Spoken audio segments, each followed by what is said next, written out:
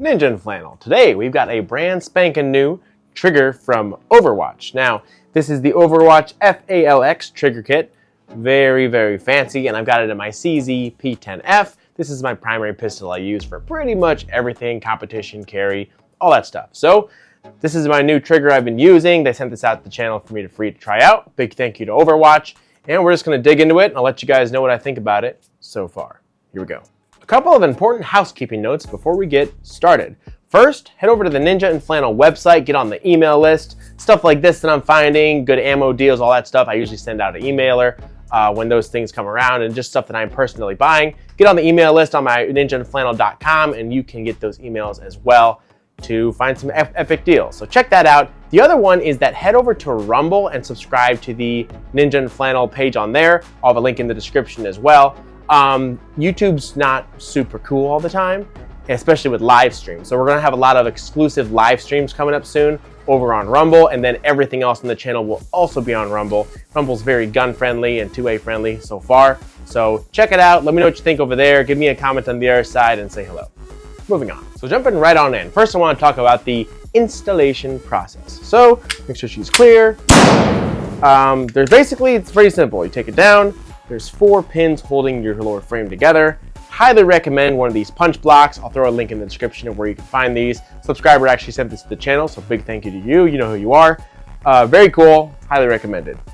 Back to these. So you punch out all 4 of these rivets here, and then you're gonna place your trigger shoe. When you take these out, it's pretty self-explanatory. Everything should just pull right out of your frame. Your part holding your trigger shoe here is gonna have one individual bar. Pop that through, stick your other one in. That's done.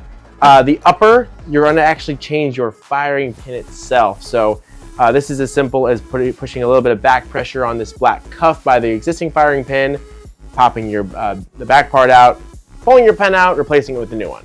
And that's your whole installation. It's just the firing pin and the trigger shoe. Now, I don't see, at least to the regular eye, a difference in this one and the other firing pin, except for the fact that this one is very nicely coated. It's very slick, but it could be dimensionally different and I just can't tell with the naked eye. So installation wise, very simple. I did it without a YouTube video. I just did it, you know, not too bad.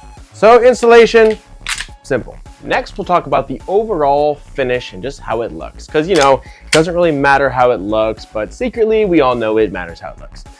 So here's your stock one. Here's your stock P10 trigger. It's just polymer. It's nothing wrong with it. It's got a little bit of grooves in the front for grip, but it's very basic. Frankly, you could probably 3D print this thing pretty easily. So there's that. Now this one, on the other hand, is beautiful. It's got really nice little cuts in the side there. Very well machined, slick. It's got a nice finish on it. I mean, I don't always go with bright colors on guns, but just for the heck of it, I got the one with the red trigger safety, which is kind of funky looking, but I like it. But anyway, finish looks really nice and well made. You can tell just out of the box that it's a very quality part. So now into the more functional details of why you're probably actually watching this video is the trigger pull weight. So we'll get my little fancy scale thingy out here. Charge it up. Try to use the same spot on the trigger each time so I can tell where it's at, and then I'll just read you what the readings are. It's a little hard to do these because the trigger safety gets in the way sometimes. All right, so we go right at the bottom. 4 pounds, 9 ounces for the first one. Let's try it again. 4 pounds, 10 ounces. One more for good measure, and then we'll move on from that.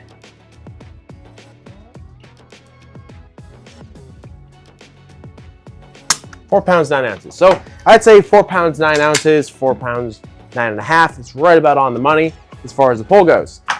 Now the actual, the feel of it, because the weight isn't everything with the trigger. So looking closely here, that's your take up, just a little bit there. Very nice trigger safety. It's pretty easy to feel. I've actually had some trigger safeties that hang up a little bit in the past. This is not one of those.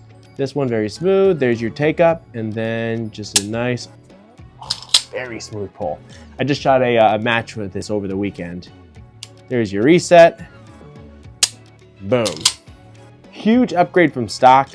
Now, to be fair, The CZ P10 already has an excellent factory trigger.